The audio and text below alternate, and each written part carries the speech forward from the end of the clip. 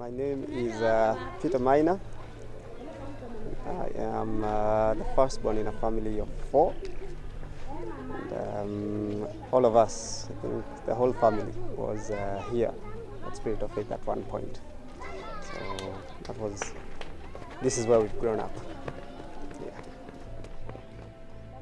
In 2000 kwam Maria naar Kenia om weeshuis Spirit of Faith in Ruiru over te nemen. Later is Vester bij haar aangesloten, zijn er 2 weeshuizen bijgekomen en is de naam veranderd in Blessed Generation. In 2011 werd het nieuwste weeshuis opgericht, als gevolg van het verkiezingsgeweld een aantal jaren eerder. In ieder weeshuis krijgen de kinderen voedsel, onderdak en onderwijs. We came to Spirit of Faith because of our family circumstances back then. I was the first one to arrive here. That was in 1986. I was only 7 years old, and when I was 6, my mother died. I think she died with very young babies. They were twins. My younger sister and brother, but the brother never made it. So when my mother died, our family back home could not take care of us, because we were not a very well-off family. Now there was a lot of problems, so by God's grace we got here somehow. I can't tell exactly who referred us here, but I know we were brought here and it was a big reprieve, because I think my father was a drunkard. He could not take care of the 4 of us after my mother died, and there was no other option other than to bring us here.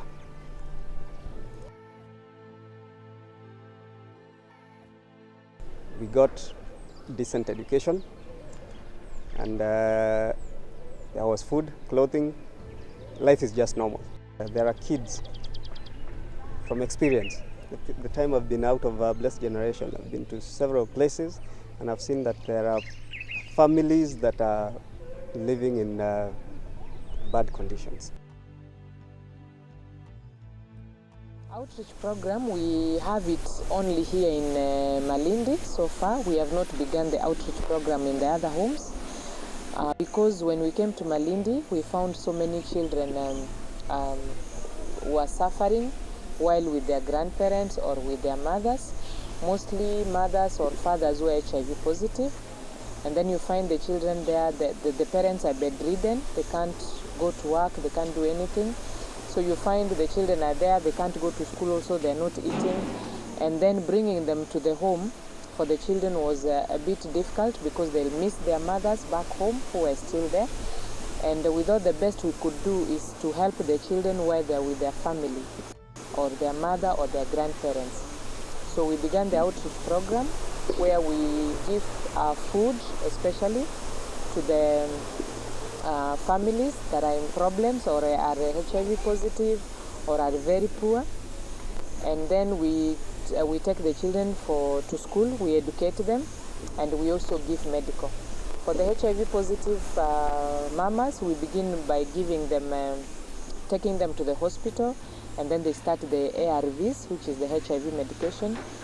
And once they're able on their feet again, they can stand and do some work, we give them some money to begin business. And slowly by slowly, we remove them from the food program.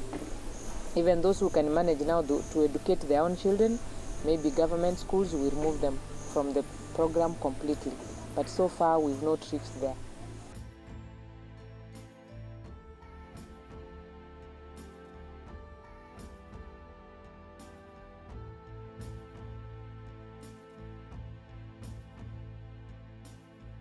There's a mother from somewhere up in the mountains near here, our place. She was sickly. Her leg has a very bad wound. We are treating her. We are offering medical care. And at the same time, we were educating her child who has now finished school. Kinderen van het Outreach-programma kunnen naar school bij Blessed Generation, samen met de kinderen van het weeshuis. Pieter was een van de weeskinderen van Blessed Generation. Hij heeft haar primary school afgerond, en kon dankzij een sponsor verder naar secondary school en college. Nu werkt hij bij een multinational bank.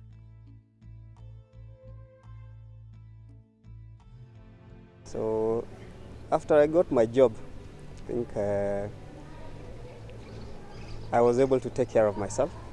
I decided that I'm also in a condition, or I'm able to take care of a family, and I got married, and I have one child, a baby girl. She's 10 months old. My wife's name is Martha, and my daughter's name is Annabelle. I think charity begins at home, and this is where I would call home. I think Blessed Generation thrives or survives on the goodwill of other people.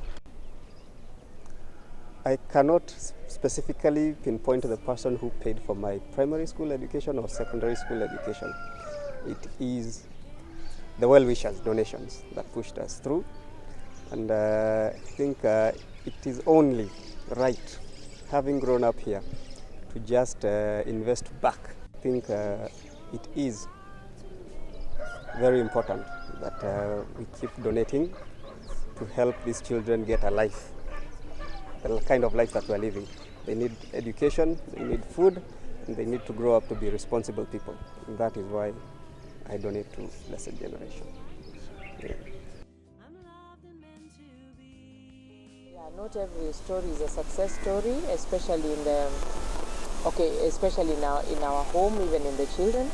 We have children, I mean, like not all of them can succeed in life, or not all of them go straight line, especially when they reach teenage age. There are many problems they encounter, and especially when they leave the home to join high school, because we don't have high school here, so they have to go far away or all over the country. So they have the peer pressure, the influence from other friends out there. So you find they have really changed. Sometimes you can find children have entered into drugs. Some have really gone into, I mean, like they have left school, they have early pregnancies. So we try as much as we can to bring them back to the system again. But sometimes we succeed with some, others sometimes we don't succeed. So it happens because we are taking care of so many children, so many people. So it can happen like there's some characters that you find are not the best. But all of them, we love them and we try our best to put them in the right track. Yeah. Always with me. I can tell that he is purely love. Simply know I'm cherished, I'm loved and meant to